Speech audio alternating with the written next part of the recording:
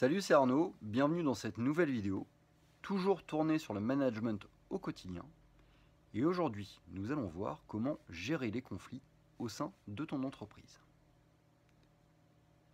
Sous l'effet du stress, de la pression, d'une éventuelle différence générationnelle ou culturelle, il est normal que des tensions apparaissent au sein d'une équipe. Ces tensions peuvent être aussi bien destructives que constructives si elles sont bien gérées. Ces tensions peuvent prendre différentes formes et tu dois être attentif aux moindres signaux. Un conflit se nourrit d'énergie qui ne sera pas utilisée pour le bon fonctionnement de ta boîte. Comment éviter ces conflits inutiles? La source de ces conflits est souvent un manque de communication. Pour améliorer cela, n'hésite pas à utiliser ces deux méthodes. La première méthode, donc, c'est la communication dite non violente. Pour la mettre en place, utilise la méthode dite OSBD. Elle permet de structurer un retour à faire à un interlocuteur en assurant un échange serein et en aboutissant à une solution constructive. Le O pour observation. C'est la description factuelle des faits sans jugement ni interprétation. Le S pour sentiment, qui correspondra finalement au partage de tes propres sentiments et émotions sur cette situation. Le B pour besoin, qui correspond aux besoins non satisfaits par le problème que tu souhaites gérer. Le D pour demande, qui correspond finalement au fait d'exprimer ta demande sur le problème. N'utilise pas d'impératif, n'utilise pas du il faut ou tu dois, utilise plutôt une question ouverte du type ne penses-tu pas que ça serait mieux que ou pourrais-tu faire en sorte que. Deuxième méthode pour éviter, pour gérer les conflits inutiles, la méthode DISC.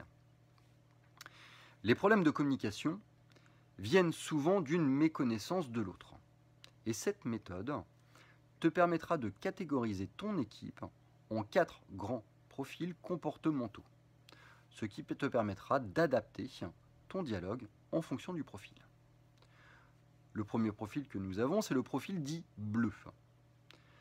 Un profil bleu, c'est une personne qui est précis, rigoureux, prudent, structuré et réfléchi. Il est également objectif et critique. Il travaillera souvent en solo, il appliquera les règles d'une manière précise et suivra également précisément les procédures.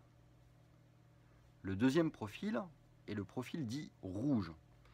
C'est un profil qui est directif, fonceur, décidé, direct, entreprenant, vif et efficace. Il aimera d'une manière générale le challenge et n'hésitera pas à discuter sur des vues d'ensemble. Le troisième profil est le profil jaune. C'est un profil qui est plutôt enthousiaste, positif, animé, inspiré, sociable. Il aime le travail en équipe et a besoin de contact. Il est stimulé par la nouveauté et il aimera également être au centre de l'attention. Enfin, il aimera aiguiller les autres. Le dernier profil, c'est le profil vert. C'est un profil qui est doux, posé, patient, tolérant, stable.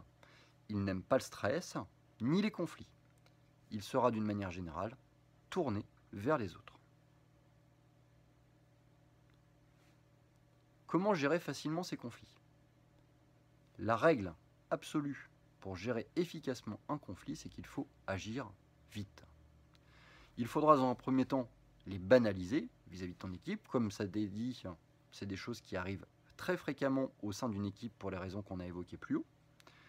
Il est normal que des situations de tension apparaissent au sein d'une équipe.